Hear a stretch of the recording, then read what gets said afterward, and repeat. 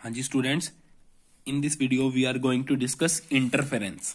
देखो, सबसे पहले इंटरफेरेंस की डेफिनेशन मैंने आपको जैसे बताया था कि एक बार आप सुनते जाइए। इसका विजुअलाइजेशन आपको मैथमेटिकल पार्ट में and Young's double slit experiment में आएगा, और तब मैं आपको एक विजुअलाइजेशन वाली वीडियो भी सेंड करूंगा जिसमें आप विजुअली देख पाओगे इंटरफेरेंस कैसे दिखता है। तो डेफिनेशन सुनना, इंटरफेरेंस क्या होता है। देखो, इसमें क्या होता है, जब टू और more than two light waves क्या करती हैं कि अगर टू और मोर देन टू वेव्स जिनकी फ्रिक्वेंसी सेम हो, एम्पलीट्यूड अप्रोक्सीमेटली सेम हो या एग्जैक्टली सेम हो, एंड वो दोनों वेव्स एक डायरेक्शन में ही प्रोपिगेट करती हुई सुपर इंपोज करे, तो उनसे जो रिजल्टेंट वेव बनेगी उसकी इंटेंसिटी कुछ पॉइंट्स पे तो मिनिमम होगी, कुछ पॉइंट्स पे ज्यादा होगी। क्या बोल रहा हूं मैं कि सेम फ्रिक्वेंसी की, अप्रोक्सीमेटली सेम एम्पलीट्यूड की टू लाइट्स वेव्स एक ही डायरेक्शन में प्रोपिगेट कर रही हैं, और प्रोपिगेट करती हुई जब वो सुपर इंपोज करेंगे तो सुपर इंपोज करने से एक रिजल्टेंट वेव बनेगी जिसकी इंटेंसिटी कुछ पॉइंट्स पे तो मैक्सिमम होगी, कुछ पॉइंट्स पे मिनिमम होगी। इस फेनोमेना को हम बोलते हैं इंटरफेरेंस ऑफ लाइट। अब नेक्स्ट इस पे क्वेश्चन आ जाता है, इंटरफेरेंस की जो कंडीशंस, नेसेसरी कंडीशंस क्या होती हैं। देखो, पहली कंडीशन है कि जो लाइट सोर्स है वो कोहेरेंट होना चाहिए। अब कोहेरेंट लाइट सोर्स कौन से होते हैं? देखो, कोहेरेंट लाइट सोर्सेज वो लाइट सोर्सेज होते हैं जिनसे निकलने वाली लाइट वेव्स के बीच में फेज डिफरेंस कांस्टेंट रहता है, मतलब टाइम के साथ वो चेंज नहीं होता। फॉर एग्जांपल है इसका लेजर लाइट। इसका मतलब क्या है? जैसे सपोज इसने एक लाइट निकाली ऐसी, और इसने कोई दूसरी लाइट वेव सपोज ऐसे निकाल ली शुरू में मैक्सिमम वाली। अब इन दोनों वेव्स के बीच में कितना फेज डिफरेंस है? अपने को पता है π/2। ठीक है, ये वाली π/2 एंगल आगे चल रही है। ठीक है, ये π/2 एंगल आगे चल रही है, तो 10 सेकंड बाद भी फेस डिफरेंस π/2 रहना चाहिए, 100 सेकंड बाद भी π/2 रहना चाहिए। तो ऐसे सोर्सेज को अपने कोहेरेंट सोर्सेज बोलते हैं, मतलब ऐसे सोर्स जिनसे निकलने वाली लाइट वेव्स के बीच में फेज डिफरेंस चेंज ना हो, फेज डिफरेंस कांस्टेंट रहे, उसको कोहेरेंट सोर्सेज कहते हैं। एक्चुअली कोई भी दो सोर्सेज एग्जैक्टली कोहेरेंट नहीं होते, तो हम क्या करते हैं, एक ही सोर्स से हम क्या करते हैं, दो सोर्सेज बना लेते हैं। वो कैसे बनाते हैं, यंग्स डबल स्लिट एक्सपेरिमेंट में देखेंगे, ताकि उनके बीच में ये कोहेरेंस की कंडीशन मेंटेन रहे। जो और दूसरे होते हैं इनकोहेरेंट सोर्सेज, वो हमको पता ही है, जो ऑर्डिनरी बल्ब्स होते हैं अपने, वो क्या होते हैं, इनकोहेरेंट, मतलब उनसे निकलने वाली जो लाइट वेव्स होती है उनके बीच में फेज डिफरेंस कांस्टेंट नहीं रहता, टाइम के साथ वेरी करता रहता है। तो पहली कंडीशन क्या होगी, light sources must be coherent. दूसरी कंडीशन होती है कि light sources must be monochromatic का मतलब ये उनसे निकलने वाली जो वेव्स हैं उनकी फ्रिक्वेंसी सेम होनी चाहिए, ये डेफिनेशन में भी आ रही है। थर्ड कंडीशन, जो लाइट वेव्स है जो सुपर इंपोज कर रही हैं उनका एम्पलीट्यूड या तो अप्रोक्सीमेटली सेम हो या एग्जैक्टली सेम हो। और फोर्थ कंडीशन क्या है? फोर्थ कंडीशन ये है कि दोनों लाइट वेव्स सेम ही डायरेक्शन में प्रोपिगेट करनी चाहिए। तो ये तीन कंडीशंस तो डेफिनेशन में आ गई। एक सबसे इंपॉर्टेंट कंडीशन है कोहेरेंट सोर्स वाली, वो मैंने आपको बता दी है कि light sources must be coherent, that is जो फेज डिफरेंस है वेव्स के बीच में मस्ट बी कांस्टेंट। तो ये इंटरफेरेंस की होगी कंडीशंस। अब इंटरफेरेंस के टाइप्स देखो, इंटरफेरेंस के 2 टाइप्स होते हैं। ठीक है, पहला टाइप होता है कॉन्स्ट्रक्टिव इंटरफेरेंस और दूसरा होता है डिस्ट्रक्टिव इंटरफेरेंस। पहले कॉन्स्ट्रक्टिव इंटरफेरेंस।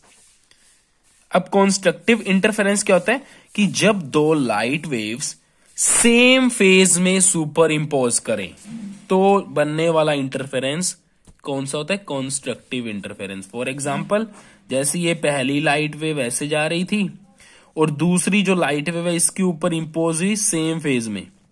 ठीक है, तो जो रिजल्टेंट बनेगा हमको पता है ऐसे बनेगा, ज्यादा एम्पलीट्यूड वाला।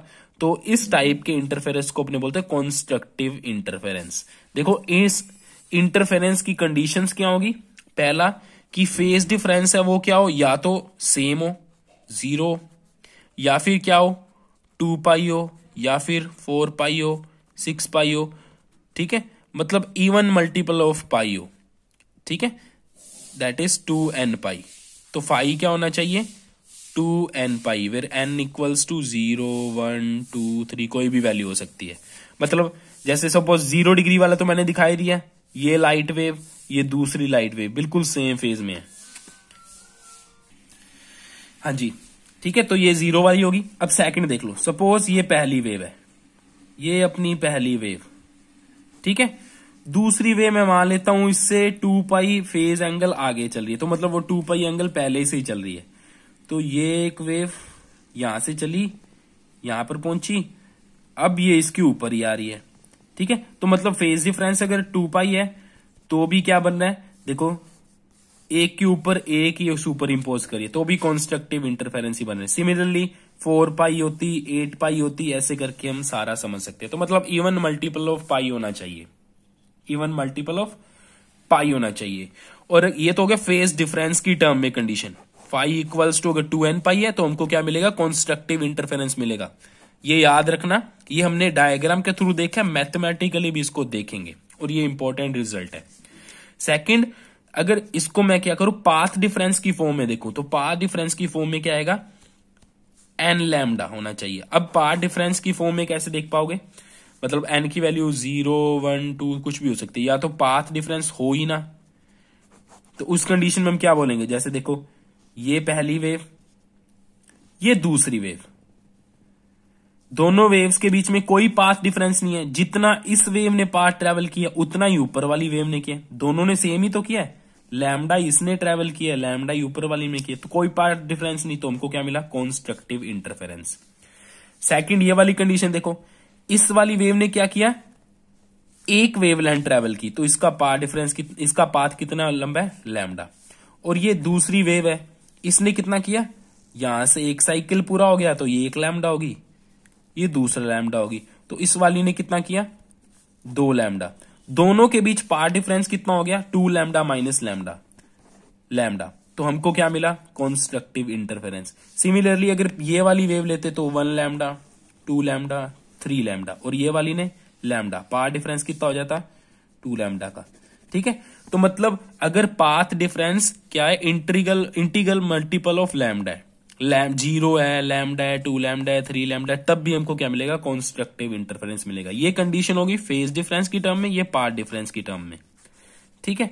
और अपने फेज डिफरेंस को पाथ डिफरेंस में कन्वर्ट भी कर सकते हैं, वो फॉर्मूला होता है। फॉर्मूला क्या होता है, फॉर्मूला होता है देखो, जैसे ये होता है phase difference equals to 2 pi by lambda into path difference, ठीक है। इससे हम एक दूसरे को इंटरचेंज भी कर सकते हैं। जैसे देखो, इससे आप लैम्डा का फॉर्मूला निकालो, लैम्डा का फॉर्मूला क्या बनेगा, ये डेल्टा का फॉर्मूला निकालो, ये क्या बनेगा, lambda upon 2 pi into phi, ये फॉर्मूला बन गया। अब देखो हमने फाई की कंडीशन क्या दे रखी, 2n पाई, यहाँ पे 2n पाई पुट कर दो, तो डेल्टा क्या बनेगा, delta equals to lambda into 2n pi divide by 2 pi. अब 2 पाई से ये कट गया, तो डेल्टा क्या बन गया, एन लैम्डा आ गया। तो सीधा फेज डिफरेंस से पाथ डिफरेंस में भी हम जा सकते हैं, ये फॉर्मूले से। ये वाले फॉर्मूले भी आपको ध्यान रखने हैं, ठीक है। इससे सीधा भी आ गया, डायग्राम से भी हमने देख लिया, थ्योरेटिकली भी देख लिया, मैथमेटिकली हम बाद में देखेंगे।